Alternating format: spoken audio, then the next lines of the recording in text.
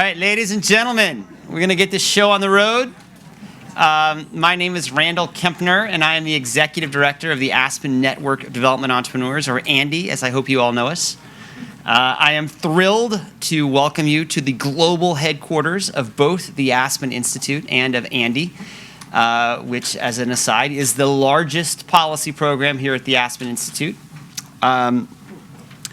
It's like a lot more about that, but just in case, well, actually, for the heck of it, how many of you know what ANDE is? I should have done it anyway. Does anyone not know what ANDE is? And you'll feel really just, Kobzanski, you know what it is. Okay, well, I'm glad then to be amongst friends, and I know that there are a lot of members in the audience. We appreciate you coming out to share with us this evening in which we are going to dive deep into accelerators. I did want to start with some thanks. I'm particularly grateful on behalf of ANDE to the funders who made GALI, the Global Accelerator Learning Initiative, possible. So USAID, MIDI Our, Arteaga, and Lemelson, thank you for making tonight and all the work that we're doing possible. Chris is joining us from MIDI Our as we speak. I also wanted to thank our amazing research partners at Emory and Deloitte for helping to make this report possible. Peter, you've been a great partner, in particular, forever and ever, and I look forward to your jokes tonight. I am personally, as Peter might tell you, very excited to be here because we're making some progress on the question that I posed to him a few years ago, which is kind of fundamental, which is, hey, do accelerators actually work? Because the world really didn't know that. And I will admit to being an accelo-skeptic. Actually playing with this, maybe it's an accelo-agnostic or accelo-circumspectic person as it relates to this.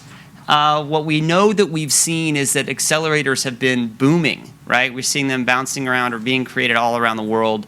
But there hadn't been a lot of academically rigorous research about whether or not they work, and if so, why?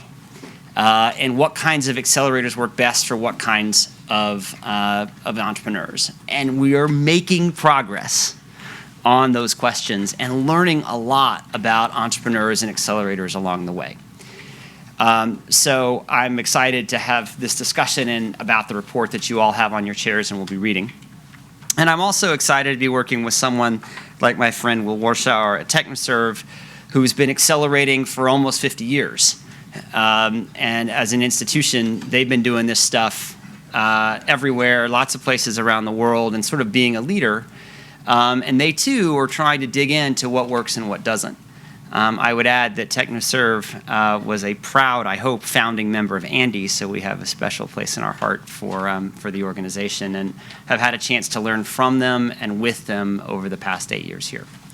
So, again, thank you all for coming, and Will, thank you for being here.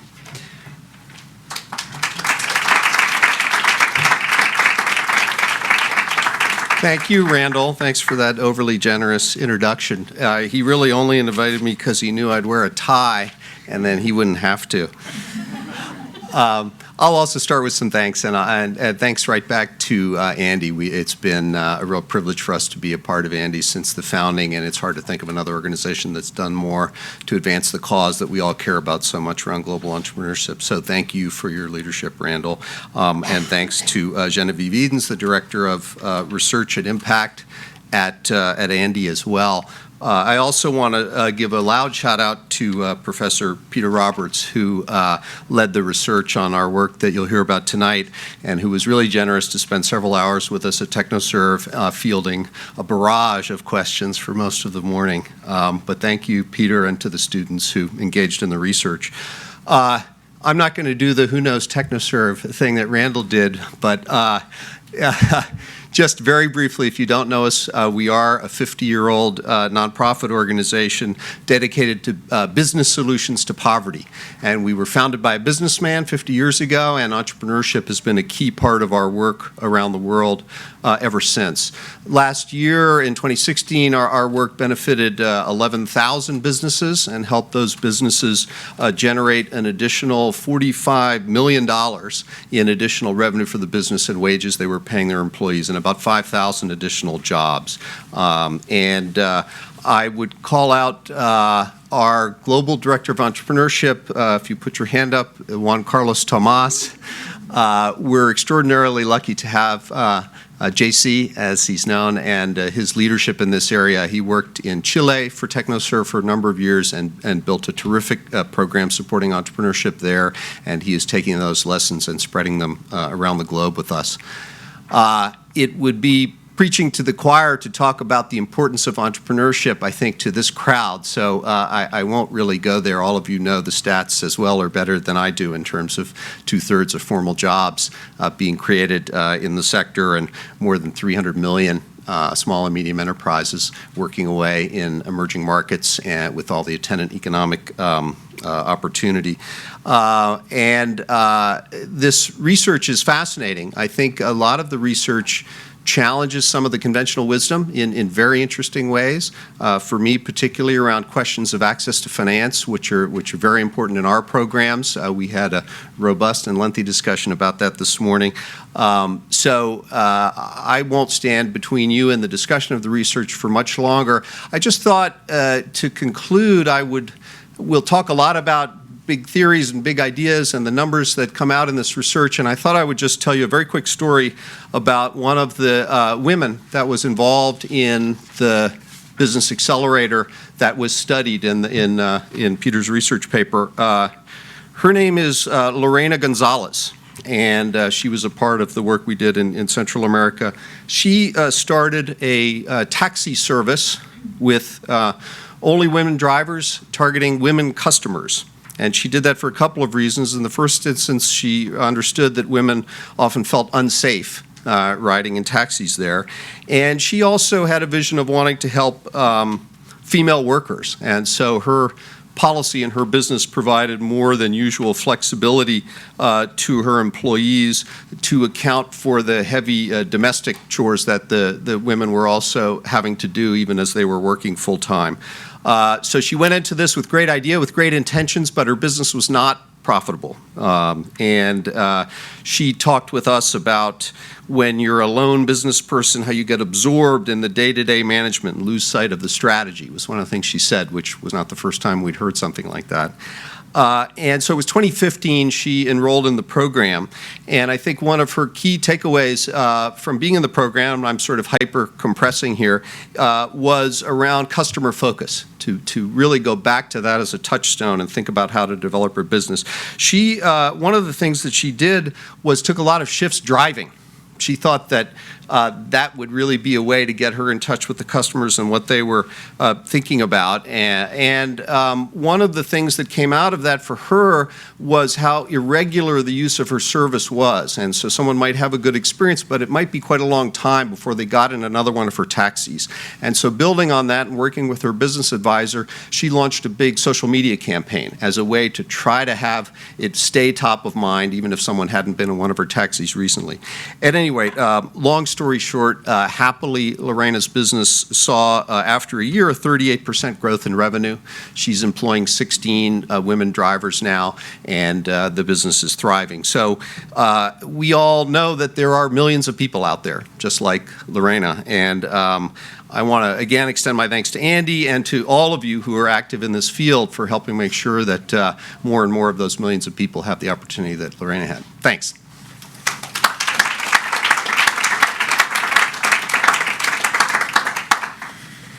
Hi, my name is Kate McElligott. I will play the role, sort of MC, although infrequently. But I just wanted to thank Will for his remarks and then to introduce the panel that will be led by Genevieve. And so we actually did this last year in a little bit of a different format.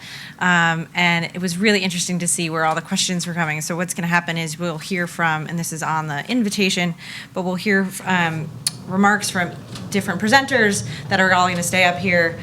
Folks will come to the podium, show some slides, and then we'll do Q&A afterward. So it's not all talking at you, but hopefully you're talking at people. Okay, Peter's hopefully do not interrupt Peter. So yeah, and then you're all welcome to stay for the reception afterwards. So thank you again, Will, and on to the Peter, actually. Oh, and that's also my job, is to say that Peter is the academic director of the social enterprise social enterprise at Goizueta. I should have memorized that. SEG is what we like to call it, and it's at Emory University. And Peter has the pleasure of being leading behind both of the reports. So I think there was a reference to one report. You actually have two reports, one from TechnoServe and one from the Global Accelerator Learning Initiative. So make sure that you take those, and I think there are extras for anyone afterward. There are extras over here if you want to bring them home for friends. So Peter, take it away. All right, thank you so much.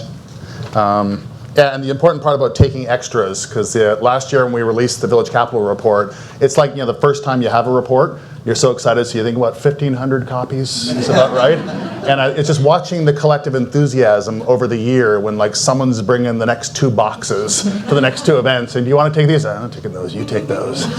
So we actually even debated whether or not we'd have paper copies at all this year. So this is really exciting for me for so many different levels. From the purely kind of the narcissistic perspective, to have like 2 things that I've been working on for the last year that sort of come together and it sort of made sense to talk about them at the same time. This is just kind of a really kind of neat moment, for me.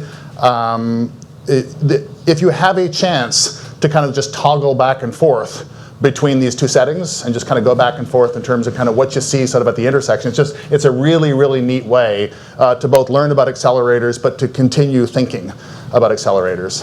So I'm really, really glad that I have a chance to be here to chat with you all. I'm also glad because I am told, mostly by my wife, that I tend to use first person singular a lot, which tends to imply that that all roads lead through in this, and it's just what I do. The we just sounds like kind of like the royal we thing. But I want to make sure that the one thing that these projects gave me a chance to do is to get and stay engaged with organizations that people should want to stay engaged with, but it was also to be engaged with some researchers. And so if you're really not shy at all standing up, but at least raise your hand. If your name is on those 2 lists of folks up there, could you just raise your hand real high? So it's really awesome. So I'm going to intentionally talk at you and run across the top of these things with the hope that we'll have a panel discussion, but then you'll have a chance to engage these folks because a really, really great opportunity to work with a lot of, I guess I get to say now, yes, a group of young people in the room, because I think last year I was one of the old guys. So just think for a second. Genevieve and Oscar are going to talk through what you might expect out of the individual reports, but just kind of imagine these 2 things side by side. And just as it turns out, a couple of different conversations lead to this kind of idea, can we learn a little bit more about the accelerator phenomena in emerging markets? And so the idea that same but different, in the GALI project, we have had a chance to collect information from a large number of projects, programs run across a large number of countries. The Village Capital report that came out last year really stimulated people in really trying to pluck some of those contrasts between emerging markets and high-income countries. And that's almost like pitch to sort of that general understanding of what may or may not be different across the 2 settings. A very useful critique that comes out of this is the idea that you had to paint with too thick a brush here, because all emerging markets are not the same, And says, no, I know that, but it's the best we can do right now with what we data have. But at the same time, then we have chance for kind of a more focused look at a particular program that runs in 4 same but different kinds of countries.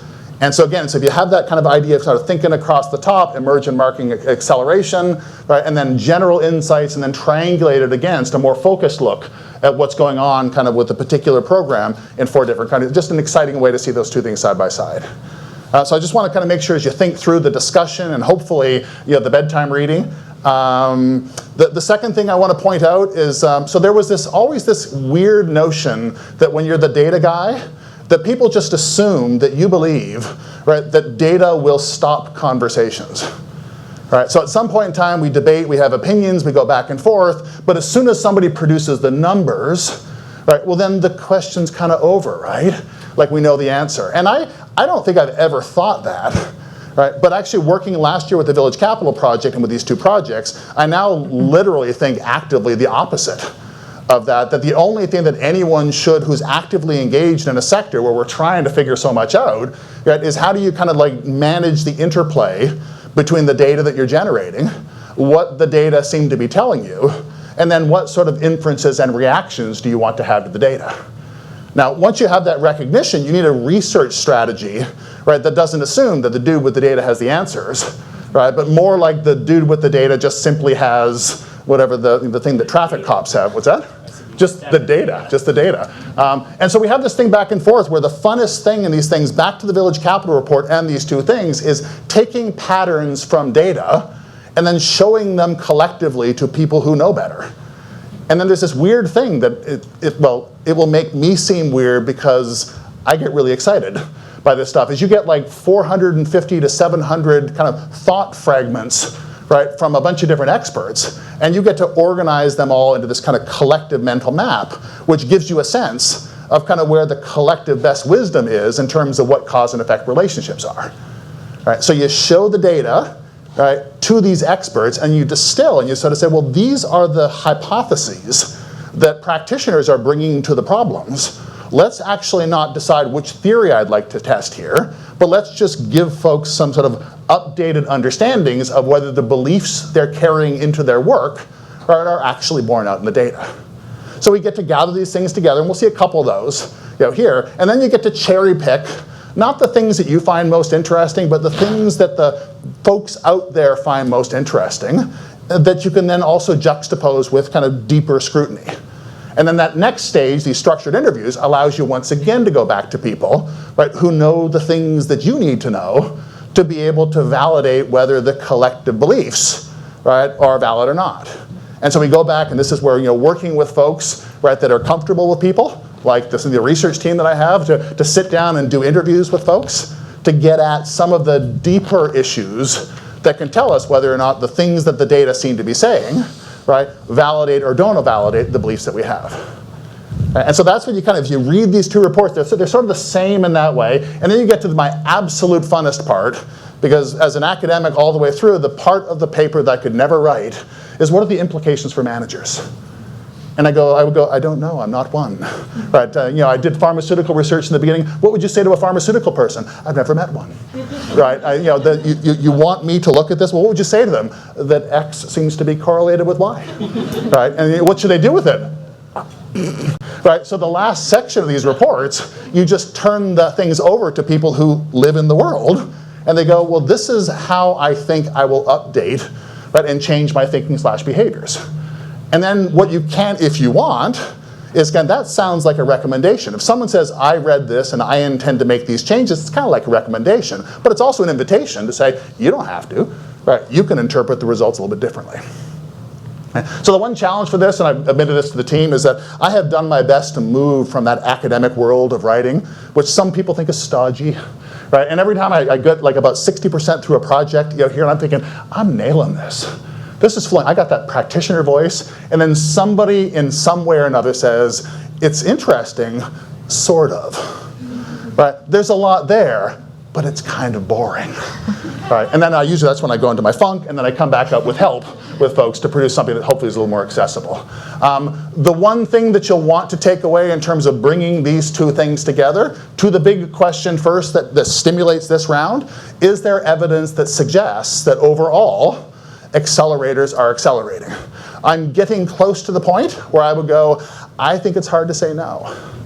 Right? That the data seems to consistently suggest, no matter what data I've looked at so far, right, that those folks that are fortunate enough to be able to participate in accelerator programs around the world do tend to experience accelerated commercial outcomes.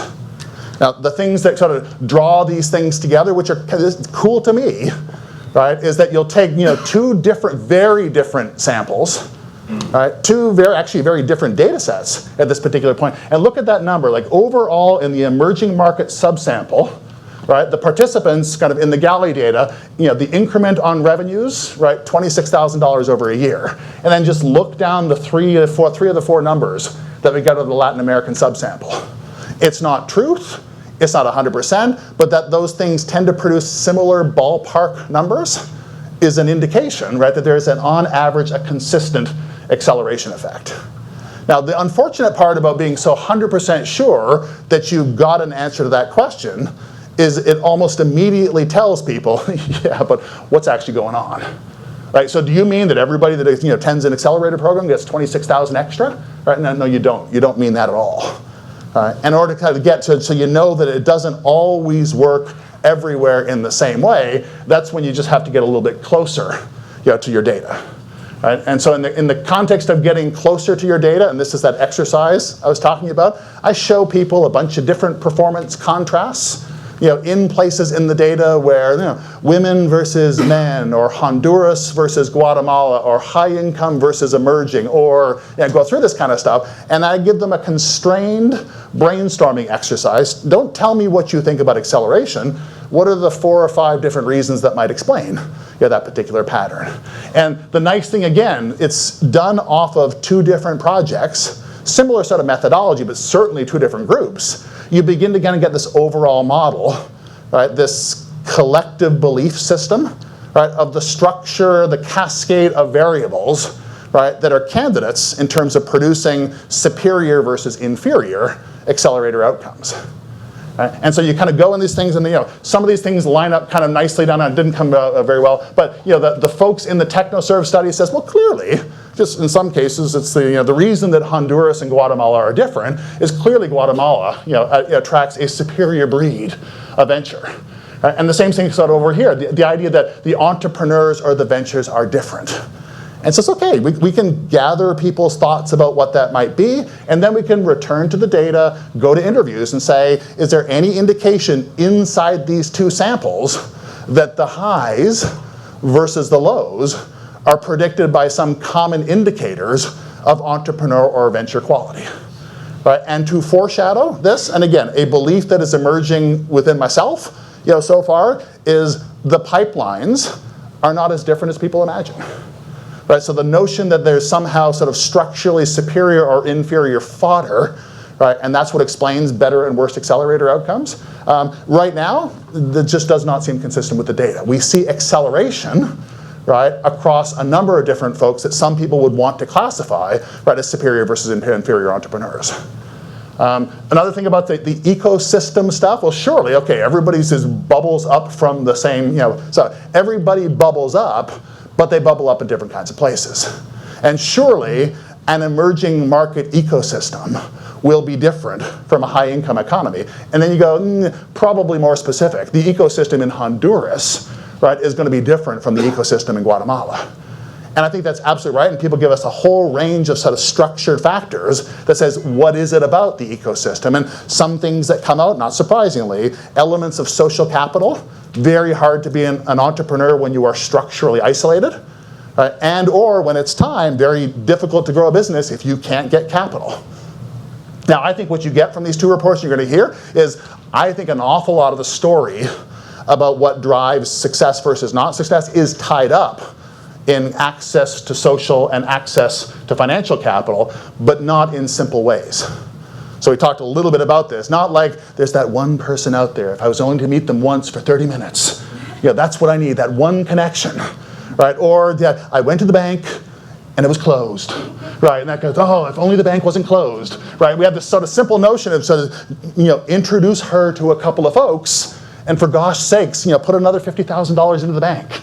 Right? And I don't think, as most people, that it's as simple as that. And we're beginning to kind of pull out some of the things that you might want to explore a little bit later on. And finally, this idea, Randall alludes to it all the time, it's not just acceleration, yes, no. It's what types of choices in what types of contexts. And both of the groups of expert panels, they pull up, right, different kinds of, these are some of the things you might want to consider that might explain why the program there outperformed the one that was run in a different place.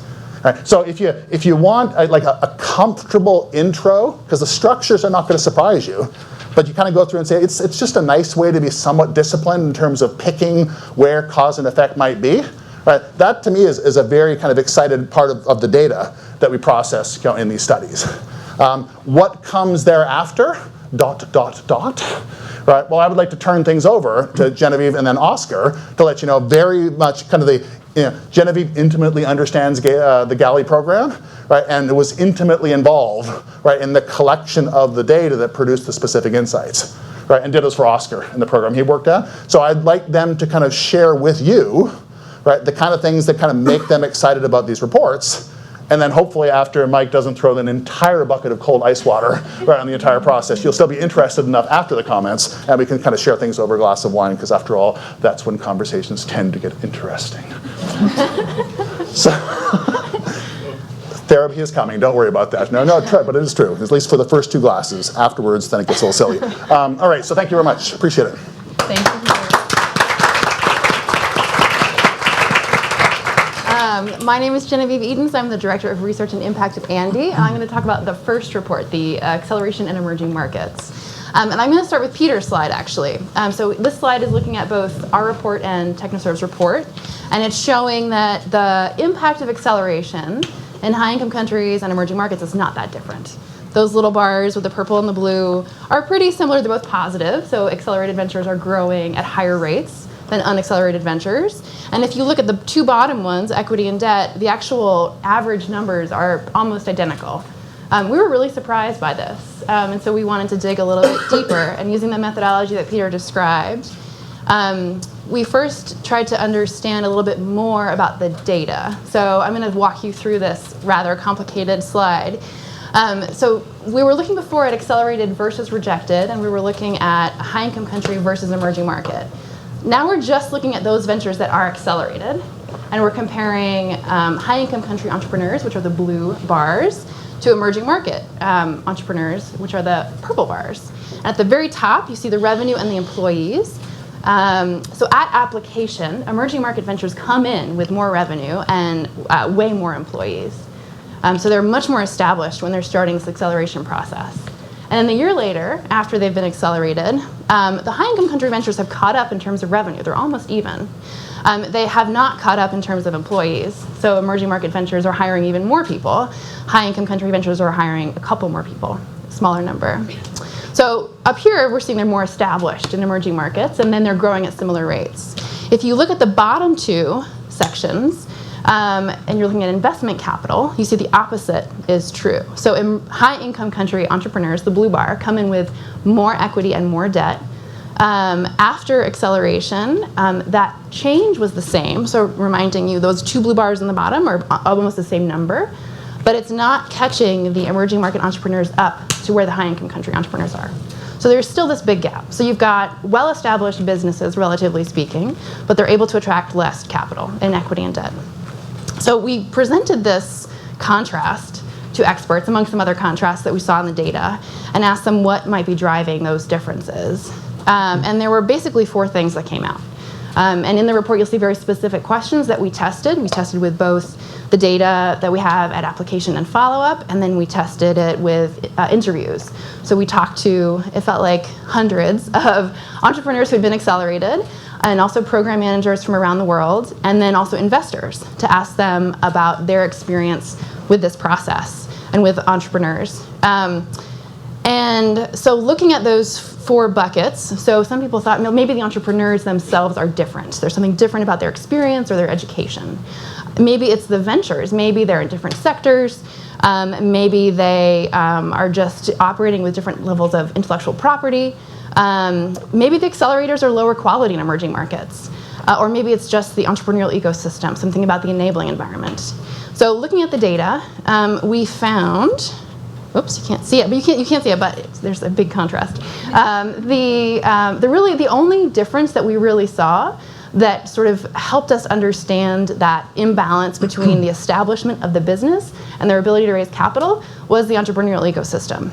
So the other differences didn't really come out as being the driver of that difference.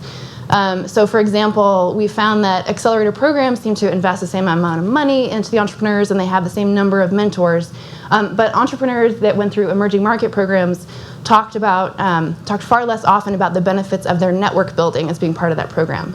So it's harder for them to get the network and the ecosystem compared to high-income country entrepreneurs. There's far less capital available in emerging market ecosystems. And the investors that we spoke with didn't think that the ventures were higher risk, but they did often list lower income countries as being more difficult to source pipeline. So this really seems to be the big driver of that difference. And for ANDE, it's sort of like a duh moment. This is not groundbreaking news. That's sort of why we exist. We think that entrepreneurs have all the potential that they have in the US, for example, in Africa and Latin America and Asia. They just don't have the enabling environment they need to succeed. So this is really corroborating our core beliefs as an organization, not very surprising. And we took this back to a bunch of experts that are in our network and who helped us collect this data to ask them, what should we do with this information? And they came up with a lot of great ideas, and here are some of the 5 that we think can really be implemented like tomorrow.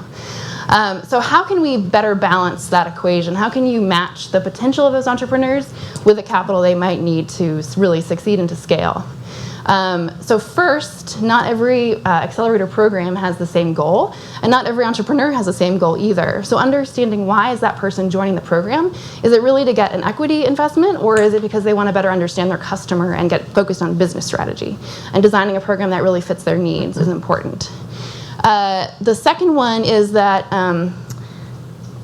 demo days don't really work, is what we learned. That having a pitch day might result in no deals getting done.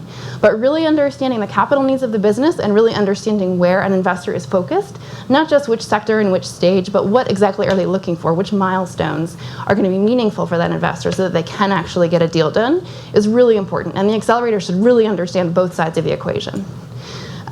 Focusing on talent. So across the board for investors, talent and HR risk was the biggest factor that they listed when talking about how difficult it was to get deals done. Regulatory risk came up, but less often than HR risk. And we've seen this, that just hiring talent is more challenging, that business skills on the management team can be harder to find. And so accelerators that focus on talent development are really serving this critical need for entrepreneurs that can help them access finance later. The fourth one, alumni support.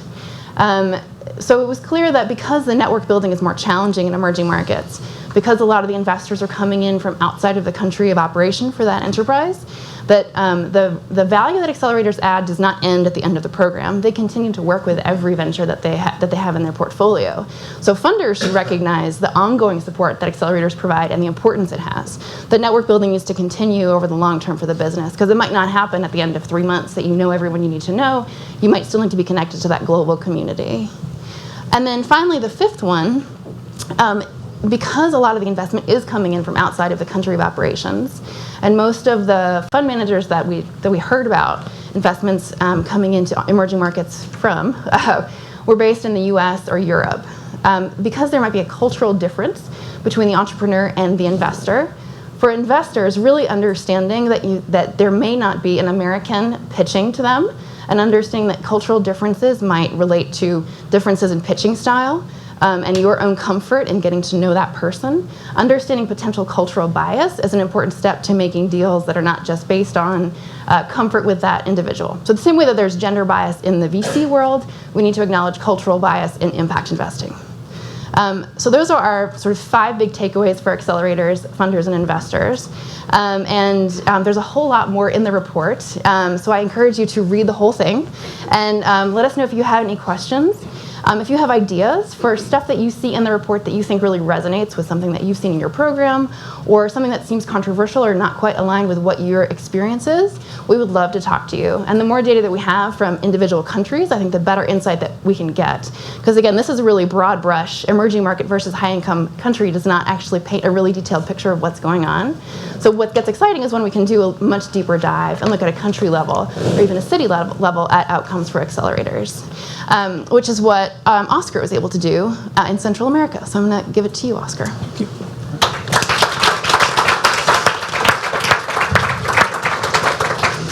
Okay, good afternoon. My name is Oscar Arteaga. I am the program manager for the Impulsa tu Empresa program, which is an acceleration program that we have in Central America. And I'm going to talk to you about the other report, the big one, the large one that you have, the heavy document that you have in your hands.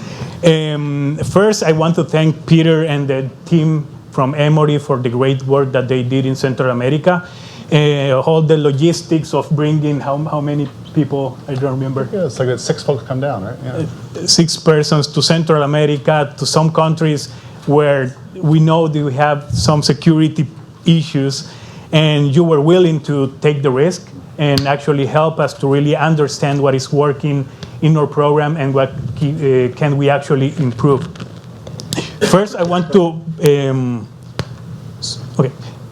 to talk very briefly about what Impulsa Tu Empresa is.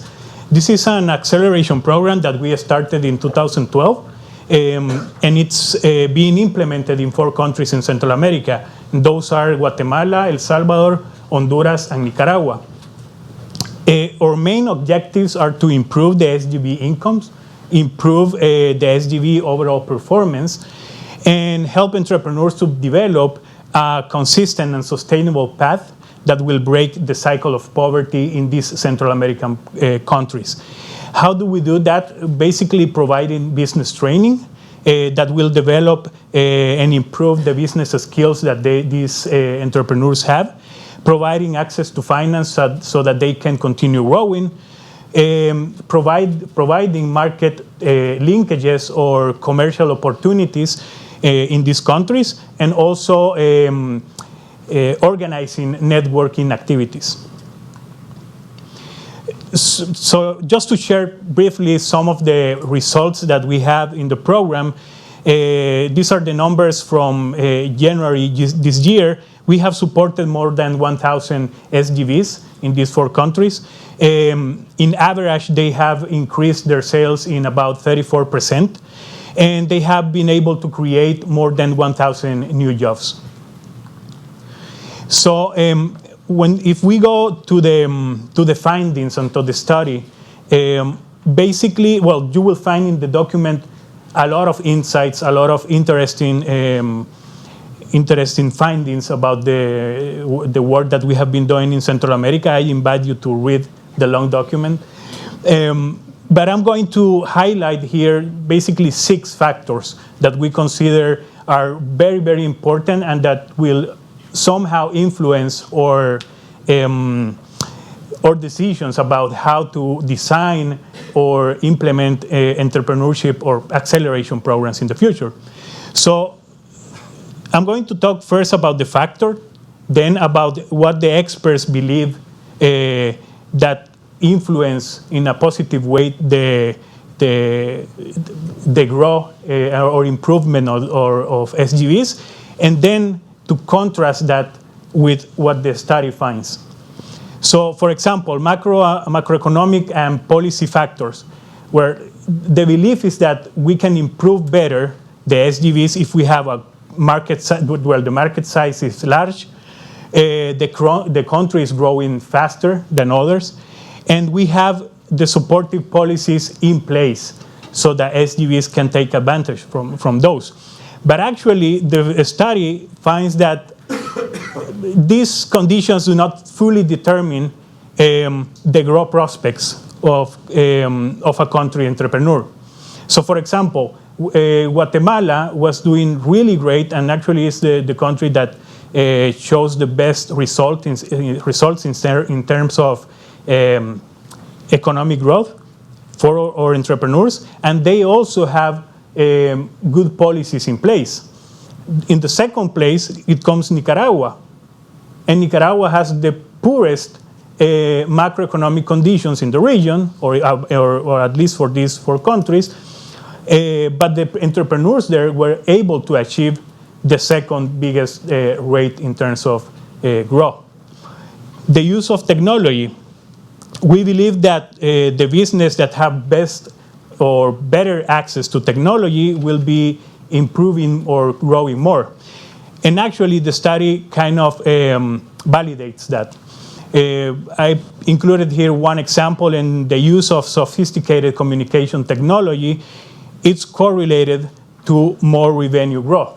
And I'm not talking about complex things here. I'm talking about the use of smartphones, if they have social network, if they have emails. So those are very simple tools that can actually make the difference. Access to financial capital. We believe, or we usually believe, that when we have a better access to finance, to financial capital, the SGBs will be growing more. But the study finds that there is no strong evidence that the ability to access capital is a strong predictor of short-term revenue growth. And the second part of that finding is that actually the willingness of the entrepreneur to seek for that financing is what is making the difference. So we should consider that it doesn't matter if they need or they are able to obtain the capital that they need, but actually what's their willingness and their attitude about their challenges for their companies. Other three factors: the type and quality of businesses and entrepreneurs. We normally believe that entrepreneurs that have stronger capacities or capabilities, and if the businesses are more advanced, they will grow more.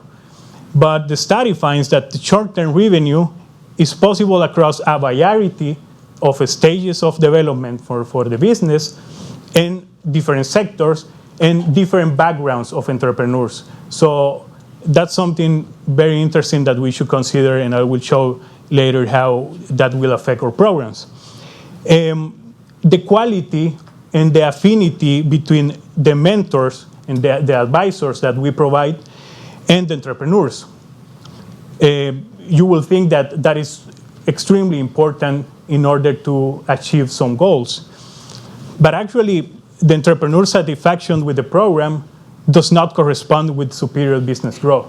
So we should think about, or we should explore what is happening there, what is happening in that relation. It's not only to get good satisfaction rates in your accelerator program, but what is making the difference? What is the content that the business advisor or the mentor are providing to the entrepreneurs that those content are actually related to the growth that they need or the growth that they achieve. And finally, the social capital for entrepreneurs. We normally believe that when they have good connections, good relationships, they are able to grow more in time.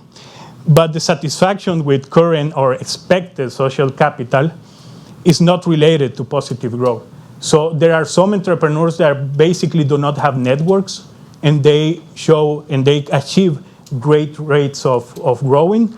And others that are very well connected in the country are not achieving those rates.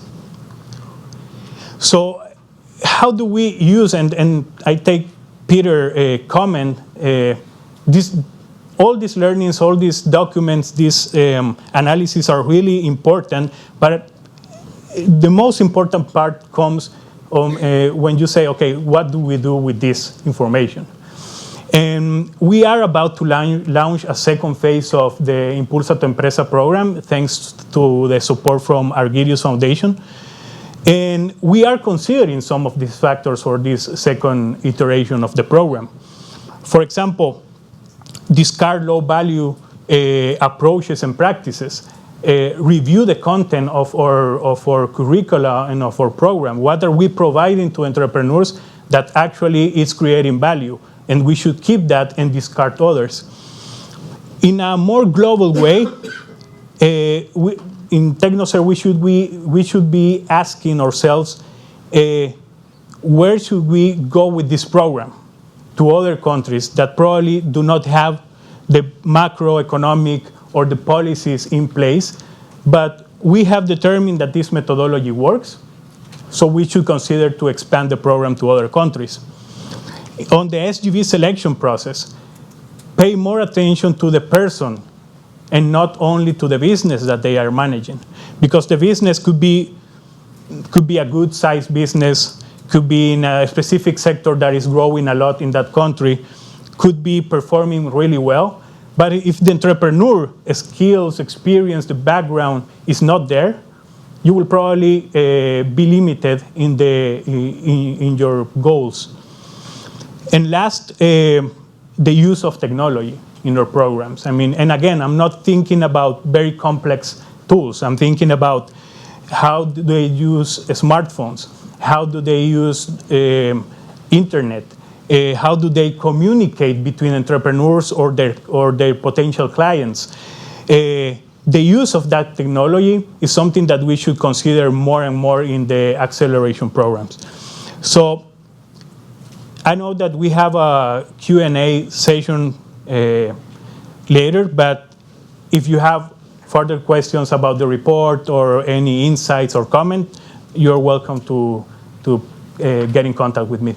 Thanks.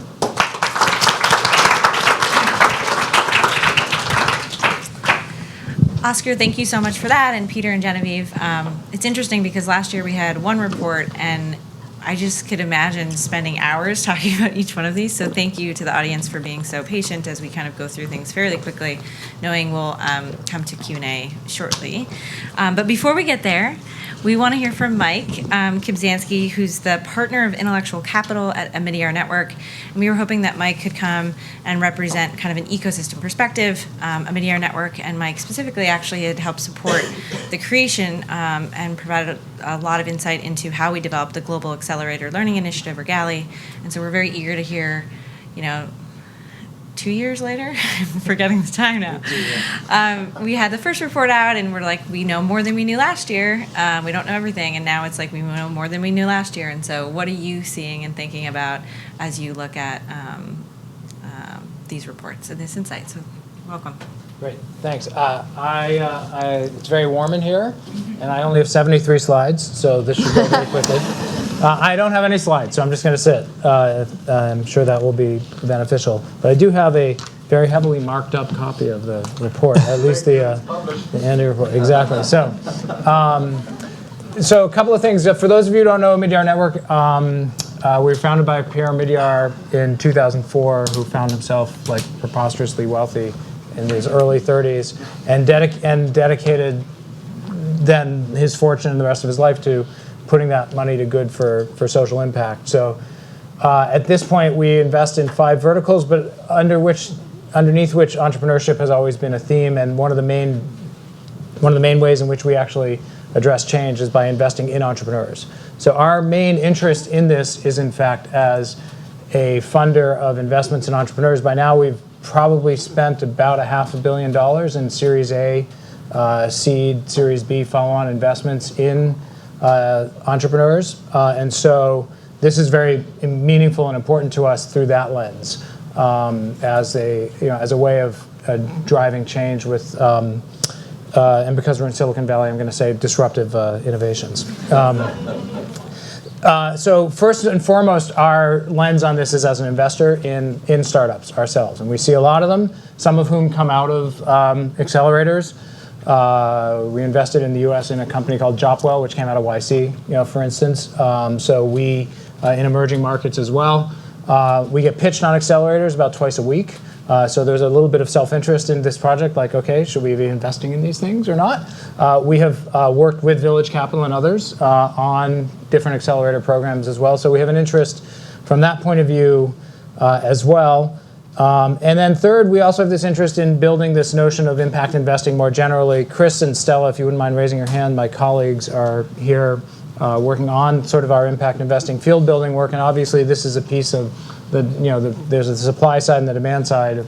It depends of whether supply is capital and demand is entrepreneurs or vice versa. But either way, they go together, right? They're important. So, so those are the perspectives at which, those are lenses through which kind of we look at results like this, and why we're keen to have the data and the evidence, and the fact that X correlates with Y is quite helpful for us. So thank you.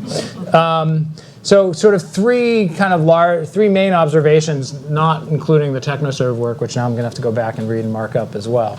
So one, the big picture writ large conclusion, Peter, that you were talking about, which is it's seeming like we are starting to generate evidence to answer that question that Randall, you posed and that we posed, and the reason we're sort of participating in this, which is that at least the emerging market accelerators and the sort of the higher income country accelerators do seem to be making a difference, which is first of all, like, that in and of itself would be great. Now we'll come back to where there's more to do and what further questions the thread leads to. But this is the second report in a row that's had positive findings for the efficacy of accelerators. So that's quite encouraging. It's great to see that revenue, employment, equity, and debt all go up as a consequence of that. I guess debt to a certain point, hopefully will, there'll be a diminishing return curve on the debt. But the and that there's reasonably comparable effects in both high-income countries where you would expect more developed ecosystems and lower-income countries where there may not be. And surprisingly, and one of the things we'll come back to is the sort of the sectoral cut, that the emerging market ones are doing it in sectors that are not typically where the startup ecosystem in, say, the US focuses, right? So people doing artisanal work or agriculture, right? The fact that those enterprises are also coming up, in this is also, frankly, a little bit of a surprise and a positive one, right? Because we spend a lot of time thinking about where's the edge of venture, right? How far can it go in terms of pushing that model, which has really now been specialized in on a couple of sectors in the U.S. and Europe. So firstly, it's encouraging to see continuing encouraging data. Now I'm going to take it apart. Actually, the third point will be taken apart. The second point, reading through the report, there was a general thing, and I think this picks up a little bit on the ecosystem question that you were drawing at the end, right? Which is, there were a number of points that through the report come back to me where it's like, wow, these are, particularly the emerging market ones, pretty thin capital markets, right? And they again and again, different kind of points in the report did that, right? So emerging market entrepreneurs, were still at 60% of their counterparts in the high-income countries in terms of their capital. Are these companies really 40% less capital intensive or less capital worthy than their counterparts? Probably not, but that's probably a symptom of what's going on, in the capital markets in those countries. The demand for capital was lower from emerging market entrepreneurs were looking for $2 million. The OECD entrepreneurs were looking for $4 million, right? And so again, is that a function of ambition? Probably not. Is that a function of what they think is reasonable in the capital markets? Maybe. This would be kind of worth testing on. There was a quote in there on few emerging market entrepreneurs mentioned getting acquired as a specific aspiration, right? That makes all kinds of sense, right? In the U.S. in a deep capital market. You can imagine getting acquired. You can imagine even having an IPO, right? In a thin capital, in the Honduras market, probably the IPO is probably not on people's minds, and so the more significant rise in the emerging market equity, is it the case that in fact the emerging market companies seem to raise more, right? And so the question is, in a market where capital is scarce, is there a signaling value to the accelerators that's more valuable in those markets because capital is more scarce and therefore looking for that signal? And it's worth testing on. You guys took a run at the signaling thing in the questions and concluded no, it's not. But it still seems like along the lines of sort of thin capital markets, there were, and then I think the other thing as a future direction, thinking about as the data set get bigger, right? Even within emerging markets, there are markets that have deeper capital markets and thinner ones. So over time, not just doing the emerging market versus OECD split, but China, India, Brazil, which have thicker, deeper capital markets, and even then, not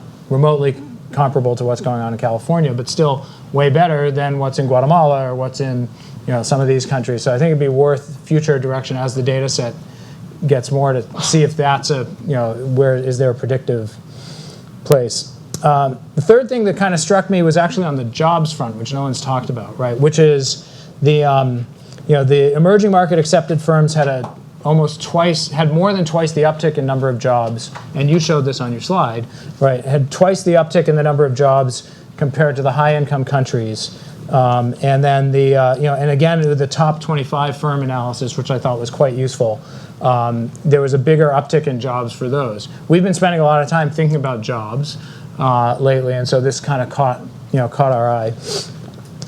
And so the question came up and this comes a little bit, there was some analysis in the document about like the patent testing, right? Who has patents and you raised the technology issue, right? Which is to say, one of our expectations, and again, this might be our Silicon Valley goggles, right? But one of our expectations would be that in the more high-income economies, these are more IT-based businesses, right? And so they need less. Ironically, they need less capital, but they're getting more, right? Because now you can start an IT-based business with the cloud, a couple of laptops, and a couple of things. You just don't need that much capital. And whereas if you look at the sectoral spread of the businesses in the emerging market sample, broadly skewed towards financial services, which you can do with IT, but also agriculture, which is not a typically sort of IT-based business, and some other things which look pretty capital intensive. And so, wondering if if there's unpacking the job stuff, are these companies, because they're more mature at entry, just creating jobs faster? Are they more capital and labor? Are they more labor intensive because there's less in the classical economics term, substitution of marginal, of capital for labor. But interesting as a funder, if your objective is, and you're country neutral about this, and I know too many funders who are country neutral, right? But if you are, if you want to create jobs, this would actually suggest put your money into emerging market accelerators, right? Because they seem to be actually adding jobs at twice the clip that you can add them, in this market. So it'd be worth continuing on that thread to kind of see what happens there. Is there like a meaningful difference? But I think we've all seen what happens when jobs don't get created, or good jobs don't get created. And if this is going to be an engine and a flywheel and I know some funders absolutely are in this with the objective of job creation, right? Of creating, of growing jobs. So I think there would be left me with a couple of questions. One is, I hope I'm going to get invited back for next year, because at that point the data set's going to be even broader. And I think one of the things is, as good as this is, there's still a pretty limited data set, right? And we had an exchange prior, right? Does this include YC and Techstars? The answer is no, right? Now they have to want to participate, right? But so one is kind of a caveat. These are great comparisons, but from other research that Susan Cohen and others have done, the best of the best in the U.S. are not in this set, right? So the comparability may not be as comparable as we think. And if there's some way to kind of square that circle, maybe Susan can come and comment on the findings. But it would be good to see what happens when you've got the full set, because it might be the case that we have the best of the best in the emerging markets, but maybe not the best of the best in the U.S. Similarly, this sample in the back looks skewed a little bit towards impact enterprises as opposed to purely commercial accelerators. And so, it'd be great to see more purely commercial accelerators in the program to see what that does to the sample size. And of course, next year there'll be more longitudinal data, which will be even more helpful. So that would be great. I think it also raised a question to me, looking at the accelerators in the emerging markets cost more than twice what the accelerators in the developed markets was. And that's actually the inverse of what you might expect. And so wondering what we can learn from that, and particularly if there are programmatic issues with, say, the mentorship and that's not working and that kind of thing. It's worth kind of, one of the reactions is kind of to plug into that. So, but basically, most of these are just further directions to, as Peter, you said at the beginning, right? The further you get into it, the more questions it raises for you and the more comparable. But I think this is a real, as with last year and even more so, like if last year was the Village Capital report, this is the Village Capital Plus, kind of thing. And I think it's a real contribution, and we're... It wouldn't go. Yeah, Ross voted for it, though, didn't he? Yeah, exactly. So anyway, congratulations to both teams, and I will walk everything back once I read the TechnoServe report.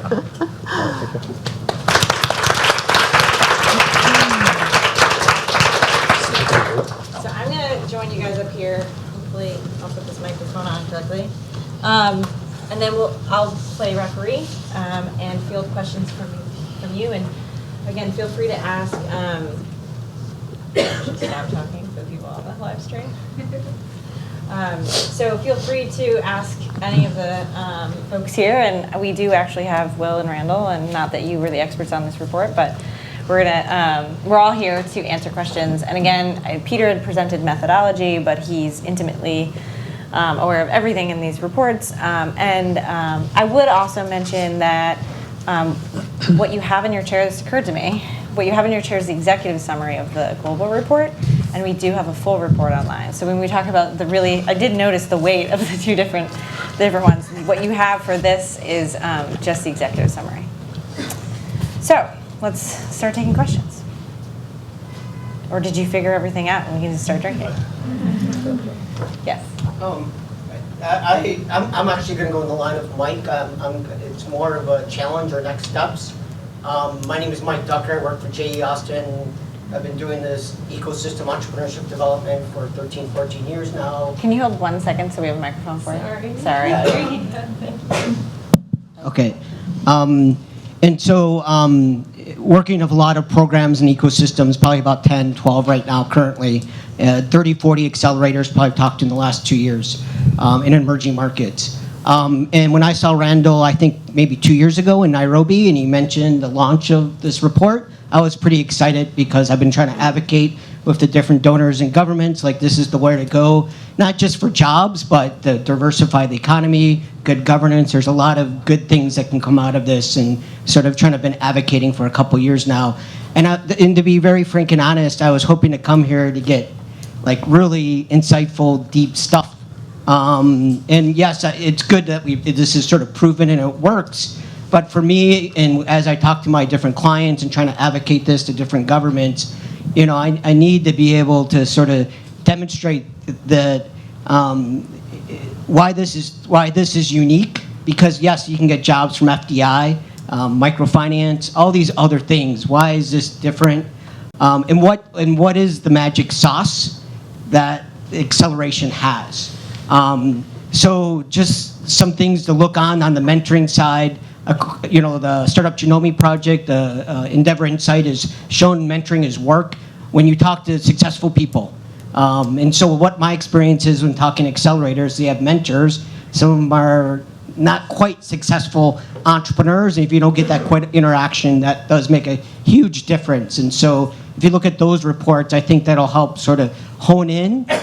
Future sort of looks at mentoring. My experience of accelerators is, and I've only worked with mostly accelerators that are not implemented by international organizations like TechnoServe or Village Capital, but homegrown, local organizations that sort of create their own capital. And maybe that's one of the reasons they might have a lower cost structure than maybe what we hear here, is the more, because they're popping up, you know, every day. And I just met a guy in Mogadishu who's starting up an accelerator. So these things are popping up. And the thing I've seen is that they create a culture, it's really hard to describe, of pressure. That it's the people, it's everybody, it's the mentors. They create this expectations of that actually create the acceleration program that I've seen. There's a culture there, and it'd be good to sort of set that tone of what that is. How do you create this culture? Because this is what I'm seeing. You get in there and you feel like you got to achieve, and everyone's doing the same thing. Everybody's on the same page. And a lot of accelerators haven't been able to set that culture. I've seen, and so they've done worse. But I know this was a comparison against what's going on here in the States and other places. But for me, and I'm just being greedy, I would love to see this compared to other sort of economic tools, like I said, FDI type tools, you know, microfinance, micro enterprise, and I think, I mean, I've laid this out in front of my different clients and donors. The job creation is so long for acceleration. You know, you have to wait. If you look at Kaufman curves of job creation, you have to wait 5, 6, 7 years, 8 years until you get to high growth, really. And so what are some of the other, you know, things that are coming out of these accelerators? I mean, I think they're diversifying the industries. It might not be technologies, it might be other things, but I think they're really giving some sustainability to the economics around that. And if you looked at any of that stuff, it'd be helpful to people like me as I'm trying to advocate for more of these things around the world. Thank you. Yeah, Peter, can you compare it to cutting the corporate tax rate from 35 to 15%? No, I think the one thing I'd say is lots of good stuff in there. The one downside about being sort of constrained, getting insights off the data you've collected is that we're constrained. So the questions have to match, the data. And so I think the sort of the intervention kind of work would never stand in the way of that. I think there's the thing that I'd like to kind of, the sort of stuff that Mike was talking about. So the modeling that sort of notion of the sort of the disciplined conversation that says, where do I feel more comfortable about what I thought, and where do I feel less comfortable? Just to echo something that sort of came up with the TechnoServe conversation, which goes back to role. So academic, I don't believe that we'll ever get to truth or to conclusion on some of this stuff. And so the idea of kind of like keep pushing forward and say, what's the next wave of question? And so that's hopefully as we kind of evolve. I don't think this project gets at what you're after, but I think this project can be kind of a very important part of kind of thinking about the broader development agenda. And I would also add, before we had that, it occurred to me as you were talking that something that we didn't discuss, but that is important at least for what it comes across in your report and also in ours, is that the accelerator programs that are in going through the GALI research initiative are learning. That's why we called it a learning initiative, is that they get their own reports. And so there can be conversations that otherwise wouldn't take place if they say, this is how we're benchmarked, or this is what we're seeing in our own execution. So it may not be in, as high level as what you're saying, across this intervention better than another, but at least at a granular level, they're able to do better based on that information. And I think over the years, that will be interesting to see what happens as a result. Chris, I saw your hand. We have one question back. Oh. Yeah, sorry. Okay. Sorry about that. I'm curious to know, in regards to social capital, there's been significant research sort of around the benefits of weak connections or weak ties versus strong ties. And so I was just sort of personally curious, within your research with the correlations of success to social capital, were you able to sort of segment or go deep enough to understand sort of the correlation between weak ties, strong ties, and successful accelerator outcomes? Excellent question, and the short answer is no. But I think that's one of the things that if I would hear and pick up the challenge that that starting here and now will push the kind of the big questions about what does and doesn't work to the background and begin to design research that gets at kind of the softer pieces. And so I think the whole idea of like everybody knows that in some way the mentorship that produces social capital is going to be important. Like last year we had this interesting kind of piece that said programs that had lots of mentors but did not impose an awful lot of time with each mentor, right, tended to produce superior outcomes. And that's where I begin to lean in the same direction you are, that says, well, that's the sort of thing where a quick being able to get to know a diverse range of others and have the friends of friends connections in your network is really important. I think in some of the stuff that we're doing now, the TechnoServe report really sort of highlights that there is this, they're fairly standardized in terms of the mentorship advisor experience you get, but massive differences between the two. There's something about affinity, right, that's in there. There's something about what you talk about. And we just will put those up as the more important questions moving forward than how many mentors did you get. And so I think that's the way. I think that the interesting thing about the GALI report is, in a weird way, you get real excited about an accelerator effect, and you talk about, oh, we're able to do the funding and the connections, but then that contrast between what happens in the program and how hard it is to bring mentors in and how hard it is to bring connections to capital in, well, that explains the relatively weaker performance before and possibly after. So I think some of those things, somebody should be standing up and going, how about a more specific study that talks about the structure of networks that emerge in more and less successful accelerators would be an awesome next step.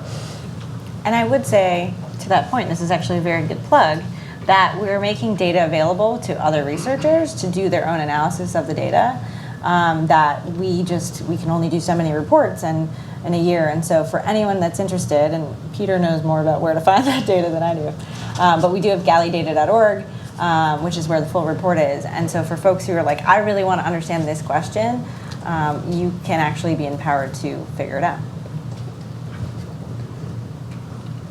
I don't know how to do this. Yeah. Okay, it's Joan. Oh, sorry. Thank you very much. It's really interesting data. My name is Joan Larea, and I'm with Convergence in Toronto. So a Canadian connection over there to one of the people, I think, who worked on your report, right? So my experience is much more in the growth equity and lending to larger corporations, and this is really interesting to me to see the pre-story in essence for what my experience as an investor has been.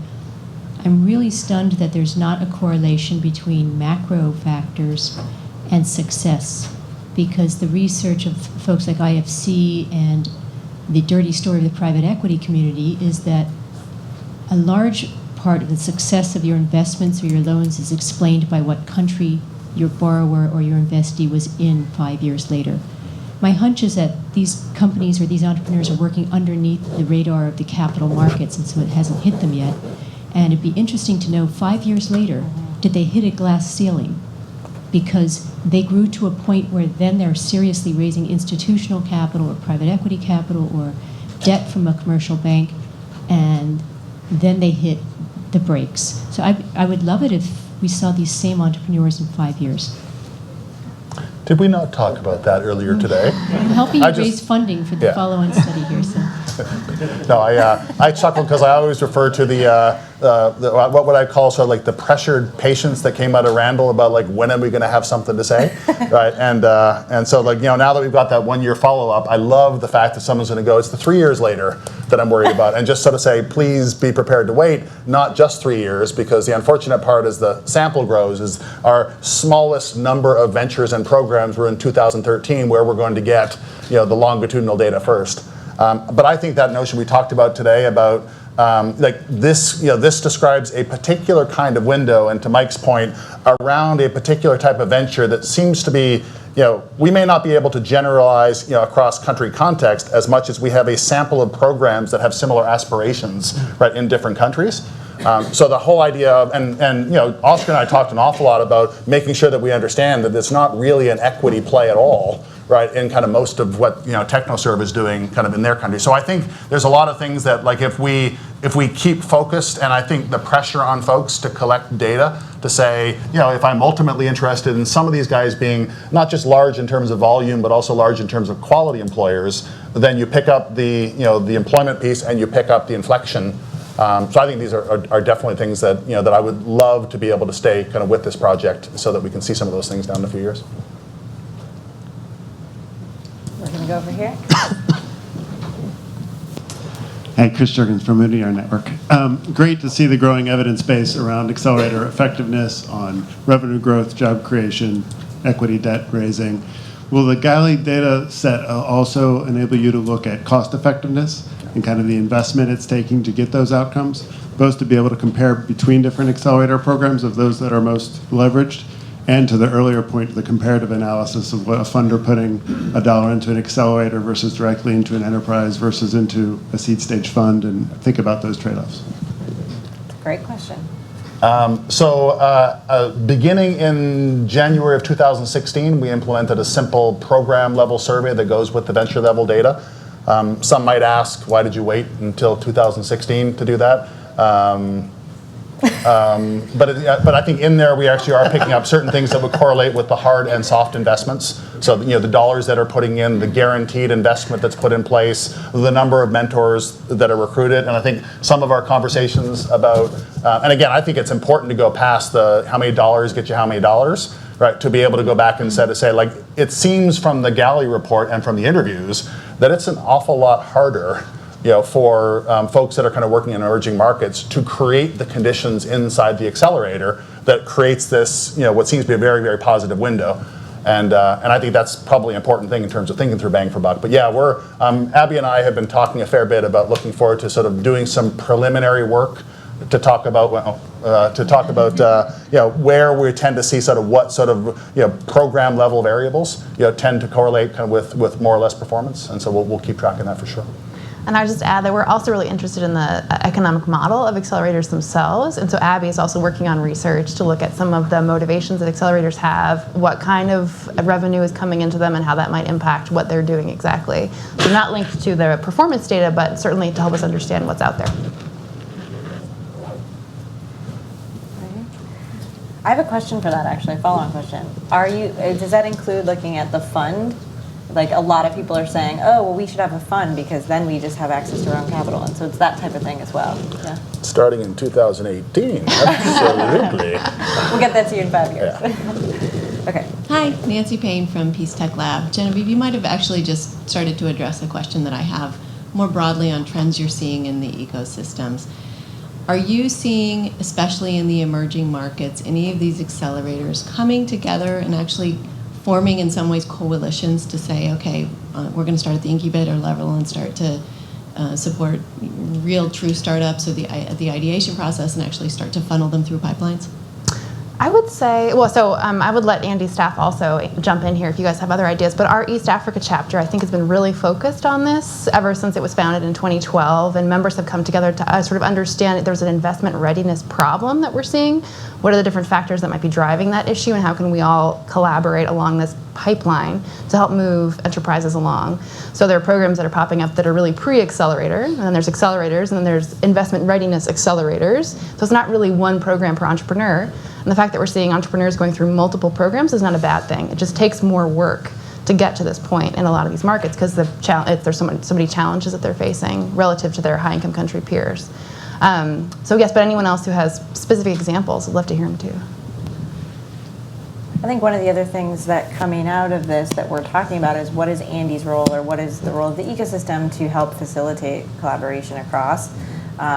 So I think in some degree, like funders drive a lot of conversation or like, let's see how you're doing and let's see your reports from GALI and funders probably have a lot of information of comparison if you sort of highly encourage organizations to show that to you. But I think there are actually a lot of learning organizations that really want to know how they're doing. And I think they're all involved in this to say, please let me know, and actually how can I learn from others? Over here in the red. Hi, my name is Rebecca Leapshoots. I work with Spouts of Water, which is a startup in Uganda. We manufacture and distribute ceramic water filters. So it's really exciting to be here. I actually was just in the States for a week, so I'm really lucky that I got to be at this event. But something from the side of the entrepreneurs, I thought it was very interesting how you had the differences between the accepted and the rejected entrepreneurs within these accelerators. And something else that came up was that a lot of the ones in emerging markets are much more established when they apply, it sounded like. So I'm curious, what was the kind of factor, or what do accelerators look for when deciding whether to accept and reject? And is that more of a causation versus correlation? Like the ones that get rejected aren't as, don't have as much potential, so then they don't do as well, versus the fact that they actually went through an accelerator and benefited from that program. And you, Genevieve, you kind of got to that just now about, at what stage it's beneficial for startups to be in an accelerator program, but I'd love for you to speak more to that. I'll actually let Peter answer that one. Yeah, I think the issue of sort of incorporating the effects of selection, right, kind of into kind of our assessment of what is and is not working, I think is probably one of those ones that has to be sort of thought through very carefully and kind of unpacked. Right, so the standard notion when you want to think about selection and treatment is, imagine an accelerator that randomly picked a person off the street and ran them through. Is anybody's treatment good enough, right, to produce, kind of juice from that squeeze? And the answer is probably no. So the issue for us is what really people are asking is is there a selection effect? The answer is going to be yes. It's the idea of would it have happened anyway? And so, in conversations again with Oscar, kind of going through this, the issue when you think about selection is ultimately you would like the ecosystem to be doing the job of selecting promise, not perfectly because it doesn't select promise perfectly anywhere, but saying why is it so hard to find these folks that seemingly on paper, right, look every bit as good and viable. So some of the stuff around cultural biases that come through that just sort of says the system by itself seems to have a hard time doing the selection, and that's where our secret sauce comes in. Just as that network question, I think is should be thought of as what happens during mentorship and network building is much more important than how many mentors. I think the issue of how much of this selection process is just an expensive way of doing something that would have happened anyway, versus how much is going through places that folks find non-intuitive, right, and actually finding things that their diamondness is obvious when you know what and where to look for, And so I think kind of like playing through that is going to be another one of those important trajectories, kind of moving forward. But I don't believe we have another project with Saurabh, who's a lot of people here know. It's a little bit more academic-y, but there's nothing in the data that says that sort of generic selection on obvious variables predicts whether or not you're going to be successful either in general or in an accelerator program. That the participation variable is much, much more important than the predicted probability of being accepted based on readily observable factors. So there is something in selection that I think needs to be understood and needs to be shared. Annie? In the black? Yeah. Hi, I'm Annie from Open Capital Advisors, and I'm also only here for like a week, so I'm really happy to be at an event in DC. I actually wanted to unpack a little bit, if you could, sort of the additional equity and debt that companies have been able to raise if they're in an acceleration program. I thought it was really interesting that that was sort of the same increase for both emerging and developed markets, but wanted to understand if there was sort of a difference in the curve of that. So you also said that developed country entrepreneurs are looking to raise $4 million versus $2 million. So are we seeing sort of different rates of capital raise and different sizes of capital raise despite sort of the end answer being the same incremental? Yeah, so the quick answer to this is given how much I've gone back and forth on that myself, I would encourage everyone to have a look at all the graphs. Levels are kind of the same. Percentages tell you kind of a different form of lauding. The fact that you don't close gaps, provides yet another way of thinking about, is this good enough? The issue, I think, Mike alluded to the fact, the idea of plucking out the top 25s and just eyeballing what the patterns look like at the top end of the distribution to see whether or not, if you're really, really interested in the hockey sticks, then you're kind of not that interested at the margin as what's happened in the middle of the distribution. You're interested in what's happened up here. I didn't see anything in those eyeballing the top 25s that made me think that the inferences I would draw at the middle are going to be different. But I think that also takes us back to a couple of points before about the different kinds of settings that we're talking about here. I believe that one of the things that's going on that makes capital difficult for, capital access difficult kind of right across the spectrum is we really only have one model of putting risk capital into an organization, and it's predicated on somebody wants a cha-ching at the end. And so what ends up happening is if that's the only thing that people are looking for, I think that the TechnoServe sample would simply have fewer aspirational cha-chings down over here, but it doesn't mean that they're not growing revenues and growing employees, et cetera. So I think some of those things, again, about the idea of what I see now from this and where you'd like people to be a little bit more structured but flexible in terms of how they think about it moving forward is important. So we're fairly over time, so we are going to ask one more question, and good job on your time. And then you have plenty of time to chat with folks over drinks. Well, I hate to stand between anyone and drinks, so I'll ask this quickly. But I'm Rebecca from TechnoServe, and I had a question for Oscar. When you talked about the difference between entrepreneurs who accessed capital and their willingness to access capital was actually the critical factor, what are the implications of that to you? Does that just point to their overall capacity as an entrepreneur and their motivation? Or is there something deeper there that we can leverage in future programs? So, thanks. So actually there are a lot of factors to consider in that topic, because normally in acceleration programs, when you first interview one entrepreneur, and you ask, what is keeping you from growing? And they normally say, capital. I don't have money. And how much do you need? $10,000 or something like that. Once that you start working with them, you realize that that was not the factor. That is not keeping them from growing, and that they didn't need that amount of money. So that is somehow related to this question, because we normally think that in a country or in a context where there are banks, microfinance institutions, and that the access to capital is there for everyone or almost everyone, the economy and the SGBs should be fine. And that's not the point. The point is that how the entrepreneur is prepared to actually analyze what they really need and what is keeping them from growing. And that is associated with the willingness to, if I really need capital, I'm going to look for it. So, you see, so it's a very complex topic, and basically we are not saying that if a enterprise actually was able to obtain capital, will not grow.